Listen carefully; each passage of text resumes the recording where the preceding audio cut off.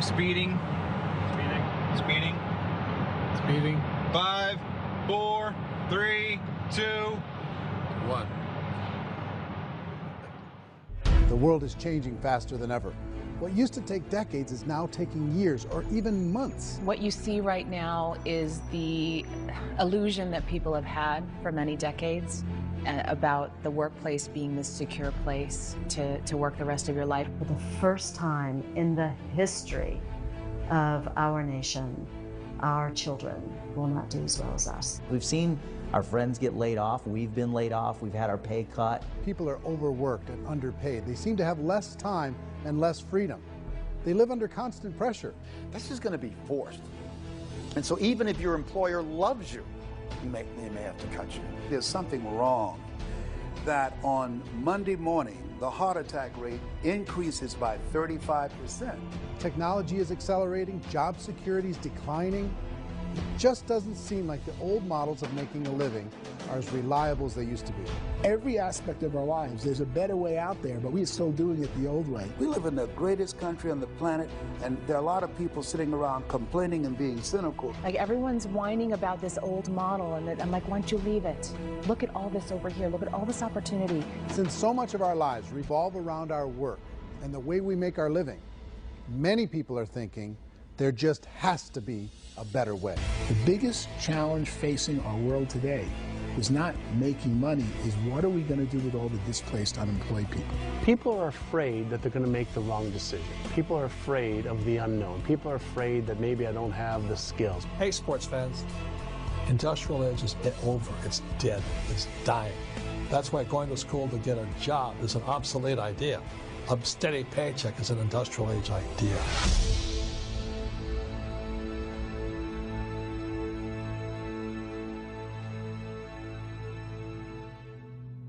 It's the search for answers that has brought us here together today.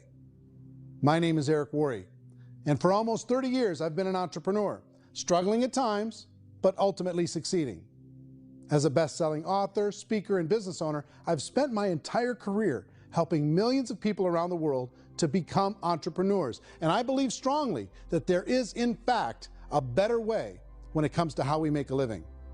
The career landscape has changed dramatically, and many are still working in a model that is completely out of date. What worked for previous generations isn't working as well for people today. In this film, we're going to explore 3 important questions. First, what's really going on in our working world today?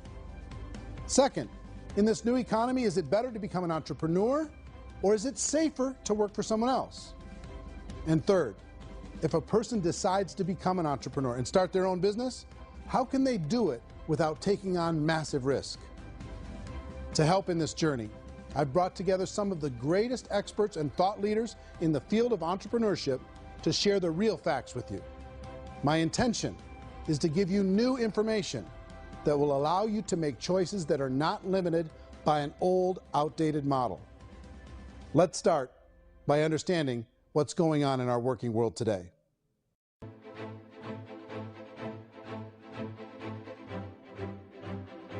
Let's look at unemployment. 30–40% of the people are honestly not working, but would be working.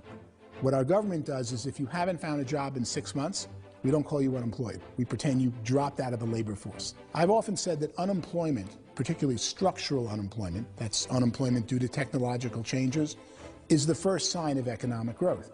Think of it, 10 people live on an island. They go out every day and fish. One day, new technology shows up. A missionary brings them a net. Now, using the net, one pilots the boat, one throws the net. 2 fishermen can do all the work 10 used to.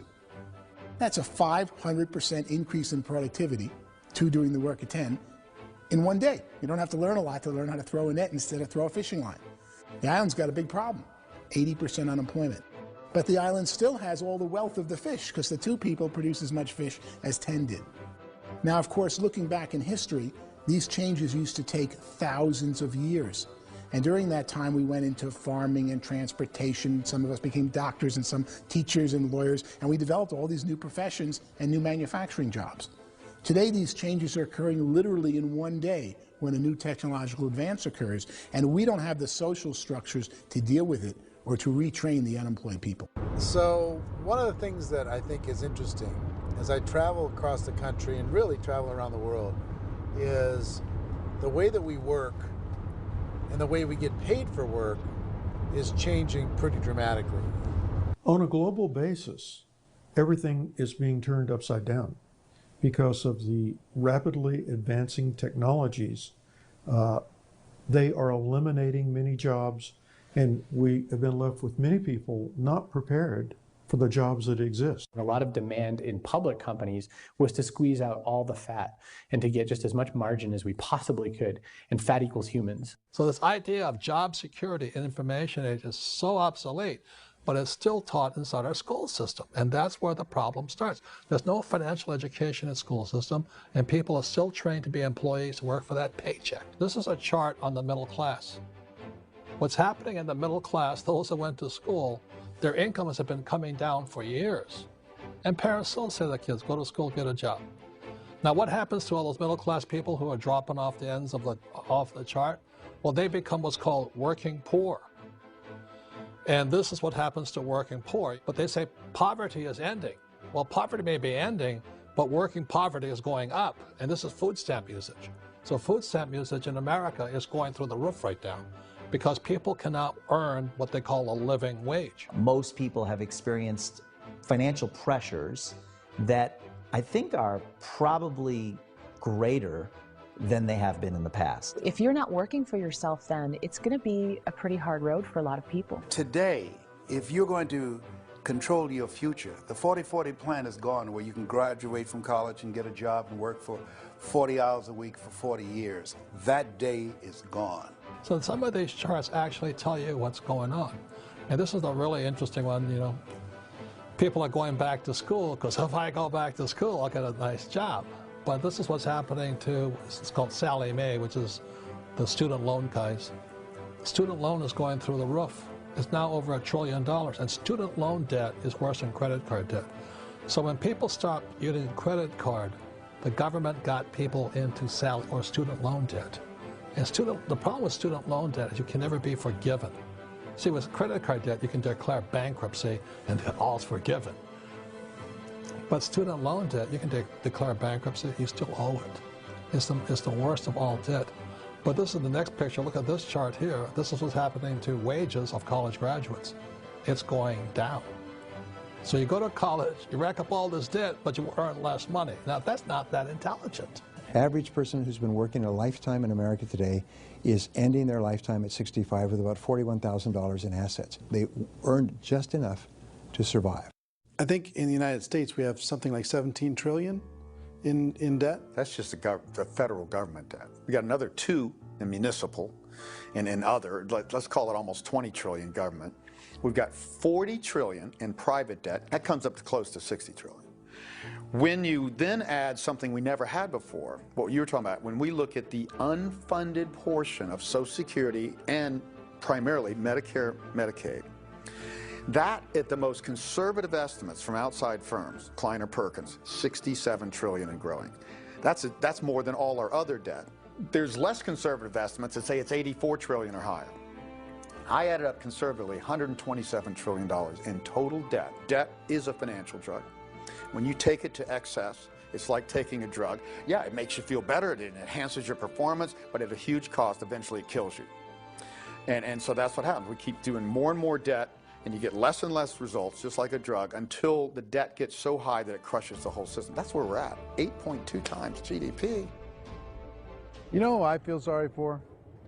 I feel sorry for the person who dreads going to work, who is sick to their stomach on Monday morning, who hates their alarm clock, who gets a little glimmer of hope on a Wednesday because it's hump day and says, thank God it's Friday.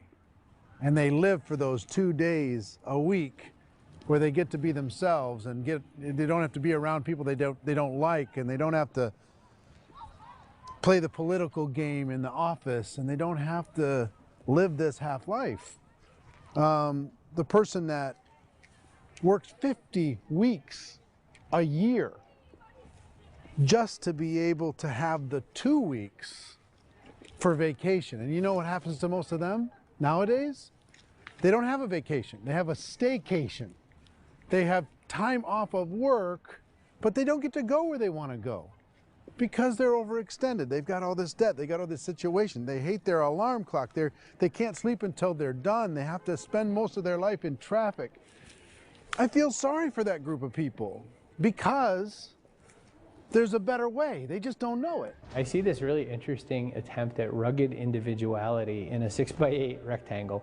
And I feel like you're all the same, except for the little push pins of the pictures. There's different pictures. Yours is named Jenny and his is named Sujara, but it's the same people. And this is how they are, and they're just like the zombies, and there's no joy in there, there's no fun. There's always like the wacky woman who decorates her cubicle, and that's the most she can do there. You got to give her credits, right? The wacky cubicle woman. The basis for their life is worry. I'm worried, you know, maybe I'll get fired. I'm worried maybe my company will go out of business. I'm worried I can't keep spinning the plates on paying the bills. I'm worried about how do I send my kids to college. I'm worried, what if the transmission of my car breaks? That's, you know, 2 or 3, I can't fix it. People live in a sea of worry, and it eats at them. Those signs that people held up during the Depression didn't say looking for gainful employment in a cubicle. It said looking for work. Work is what we're looking for. Job is just a unit of measurement. Work is what we're going after. It's time to look in the mirror and say, it's not the economy, it's my economy. It's my little world of where I am. I need to improve. I'm not going to wait for the economy to come back because, frankly, the economy is doing great in this country. So I'm here on Wall Street, the financial center of the universe, the financial capital of the world. This is where most people's money goes to at least be held for a time, right? With interest rates in banks being effectively zero, and many experts are predicting it's going to stay at zero for the next 10, 20, even 30 years, people feel like they don't have any choice but to put their future into equities, to put their future into the hands of other people on this stock market, and hope that the stock market goes up, hope that the stocks that their advisors pick or that they pick goes up. That's one way to go, I guess. It's my personal belief that if you put your future into the hands of yourself, in other words, you have earning power by yourself, I think you're a better investment than these guys. I think you controlling your future is a better option than handing over your retirement to these guys. The average household income in the United States is approximately $50,000 a year, what they call the middle class. To reach the top 25% of income earners, you'd need to earn at least $90,000 a year. To reach the top 10% would be a household income of $140,000, the top 5%, $190,000, and to be in the top 1%, you'd need a combined household income of at least $380,000 a year. So here's the question. What do you think would give you the best chance to move up and get to the top 10%, the top 5%, the top 1% and beyond? In my opinion, and in the opinion of many, many experts, the answer is to become an entrepreneur, to become your own boss. I think you have to be a business owner. I can't, the only time I ever say to someone it'd be great to be an employee is when they've already told me they've surrendered. I only tell people who are wounded spiritually that they should be an employee. And it's that feeling that you get when you pick up the backpack off the little Cub Scout and say, "Don't worry, little guy, we'll get you back to the camp." You know, it is in no way a kindness when I tell someone they'd be a great employee. The other status symbol really increasingly is lifestyle. I mean, people who can own their own business, maybe even work out of their house. That, I tell you, people admire that. Like, gosh, I wish I could do that. The spirit of the entrepreneur is to be a risk taker and to be resourceful and unstoppable and to have a vision of yourself beyond where you are and not willing to settle for life as it is. Think about the great entrepreneurs. They're visionary. They have heart. They're willing to do today what others won't so they can do tomorrow what others can't. Personally, I don't think of the new economy, the old economy. I create my own economy. The entrepreneur's in control. I decide what the economy is going to be like. In the world of entrepreneurship, there are no limits. you can make as much as you want, depending on how much you want to work and how smart you are and how great a team you put together. There's no more lifetime rewarding business than being an entrepreneur. Why in America, where anyone could be anything, would people want to give up their freedom and become effectively a modern-day slave, told shut up and be here every morning at 7:30, leave at 5:30, and do what I tell you? If people decide to become an entrepreneur and work for themselves, they have some traditional options, but they're riskier than you might think. Any kind of a retail business, retail build-outs, is extremely expensive. Even just these small little yogurt stores where they're putting little yogurt machines and you get all the different flavors, you're spending $200,000, $300,000, $400,000 to open a yogurt shop. I would love to buy a Dunkin' Donuts, but it's $500,000 or so to start. I don't quite have that just-in-case money. Risk you can lose it all, and most guys do 2 or 3 times, and even big guys like Branson, because I'm such a fan of his, half his companies don't work. If you make $1 million, your problems are going to go. If you make $1 billion, your problems are really going to go. Just the opposite. You and I know when you're making $1 million, you get $1 million responsibilities. You make $1 billion, you got 1,000 times $1 million responsibilities. And most people say, I'd love to be my own boss. 70% of Americans would love to be their own boss, according to recent polls. But they don't know how to get there. Because what are you going to do? One, you could buy an existing business. If somebody's selling an existing business, you have to ask why. Usually because it's probably hard. It's probably not making as much money as they hope. 2, they could buy a franchise. A little less risk, proven system, but it's expensive to be able to do that. 3, they could start something from scratch. And that's where a lot of people feel like, I don't have the chops to do it. I don't have the money. I don't have the product idea. I don't have the expertise. I don't have whatever it's going to take to be able to get there, and I can't risk my family to do it. So, 4th, they could become an investor. A lot of people in this town invest to try and figure out a way, but you got to be pretty smart with that game too, right? Venture capitalists, who are the very best and most sophisticated in investing in new breakthrough businesses, make it on 1 out of 11. That means 10 out of 11 are mediocre or fail. Most of them fail. That's the risk there. An angel investor is lucky to get 1 out of 15 or 20. A business is a team sport. Like, I have to have accountants, I have to have engineers, I have to have system designers, I have to have sales, marketing, I have to have accounting, I have to have mission statements, I have to have legal and all that. The average Joe Schmo, even me, I go out there, I don't have the skills to put a business together. I think the bottom line for the 4 traditional options is they take money, sometimes a lot of it. They take expertise, and they take time.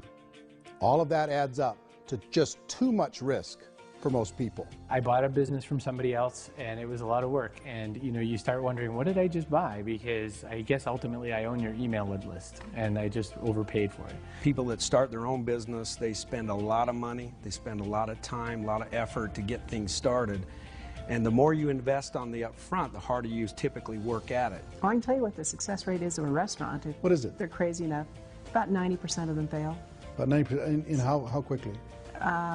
Year less. Wow. And if we're talking non-franchise, we're talking franchise, Sure. That's totally different. Yeah. But our students aren't getting franchise restaurants.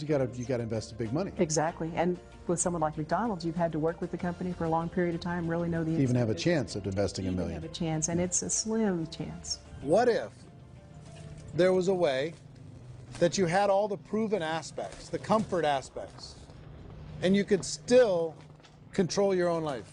What if there was both? In other words, you didn't have to create everything from scratch. You didn't have to be a super leader. All you had to do, what if there was a proven product already? You didn't have to create the product. And there's a proven system already, proven training already. Everything except an employer. That was the only thing that you didn't have.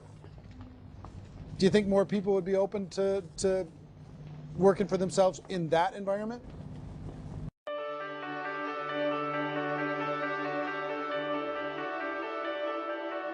In our search for a better way to make a living, we've come to the conclusion that becoming an entrepreneur is actually safer than being an employee. And through our look at the entrepreneurial options, one particular path kept coming up from expert after expert. And I think most people will find it surprising because it's certainly a non-traditional business model. That model is for people to start their own business and become an entrepreneur through the creation of a network marketing business. Some people call it direct selling because the product is being sold directly from the manufacturer to the end consumer, cutting out the middlemen. Other people call it multi-level marketing, or MLM, because there are multiple levels of commissions paid. The most common term today is network marketing, because network marketing best describes using a large group of independent distributors, independent entrepreneurs, to move a product or service more efficiently. So my friend here, Donald Trump, and I, we always write about the network marketing industry. And the reason we support the network marketing industry is because it really is a business school for entrepreneurs. Because most people come out of school looking for a paycheck. Oh, that's terrible. I went to network marketing like that. I think if it didn't exist, we should invent it. It is that good. I think direct selling is a great way to do business today. It's very easy to get into that industry, and you can be self-employed, be, in effect, an entrepreneur. When we see multi-billionaires adding network marketing companies to their portfolio of companies, that would be a clue. When we see people who are very famous authors and very famous business people endorsing the industry, that would be a clue. These network marketing companies aren't $50 million companies. They're billions and billions of dollars. They lead the stock market. They're major companies. When we're going to get it? You know, and you're going to school to work for a paycheck, but if you want to be rich, be an entrepreneur, and network marketing gives you the spirit to be an entrepreneur. A traditional company will spend up to 50% of their total revenue on marketing. Network marketing companies use a different approach. Instead of having all that extensive marketing expense, they utilize a network of independent distributors to do the marketing for them. Now, why do they do this? First, because word-of-mouth advertising is so much more effective today than traditional media advertising. Second, some products need to be explained or demonstrated, and an independent salesperson can do that more effectively than an ad campaign. Third, it's completely efficient. The company only pays for the marketing of their product if a sale happens and not before. Imagine if Amazon allowed you to become an independent distributor and paid out 40% of its revenue to that distributor group. All you had to do as a distributor was recommend a product, and if a person bought it on Amazon, Amazon would take care of all the logistics, and you'd get paid for bringing the customer. Now imagine you got paid for every purchase that customer made for the rest of their lives. Well, Amazon doesn't offer this option, but network marketing companies do. 85% of all buying decisions in our society are made as a result of word of mouth or reputation. We're recommending things to each other all the time. You know, who's your dentist? Who's your doctor? Who's your lawyer? What detergent, are you using? What legal system are you using? What product are you using? We're talking to each other about the things that we love anyway. When you go into a big box retailer, you're lucky if the clerk looks you in the eye, much less gives you any detailed or accurate information about what you're purchasing. So of course, this personal information, this education coming from a friend, a neighbor, a relative, or even a stranger, but one who has experience with the product is extraordinarily valuable. As a matter of fact, network marketing can educate consumers probably better than any other form of marketing. It certainly can do better than advertising, because advertising usually has a certain hype to it, and you can only get limited information. So, network marketing trumps advertising. If you were a typical sales company and you wanted to sell $1 million a month worth of product, you might go find 100 superstar salespeople. The quota would be $10,000 a month. So network marketing as a distribution system just flips the numbers. So we use 10,000 happy, raving fans of a particular product, and we don't concern ourselves so much with how much product each one of them individually sells. If they sell just $100 or $200 a month, and there's 10,000 of them, you're selling $1 million to $2 million a month worth of product. And that's the best way I can explain how network marketing works. This is the marketing arm of the company. There's not money being wasted on bricks and mortar. There's not money being wasted on inventory that's sitting stagnant somewhere. There's not of employees standing around that don't have customers. These are people that are going to connect with customers. These companies allow people to become independent distributors for extremely low cost and with no minimum time or sales quota. Essentially, they own their own business and can provide as much or as little sales as they choose. In other words, the distributor gets all the benefits of traditional business ownership without the risk. The advantage of network marketing is the ease of entry, the low risk, and the low startup cost, because almost everything else has very high risk. You can get in for a minimal investment. You're buying into a system that's already been proven.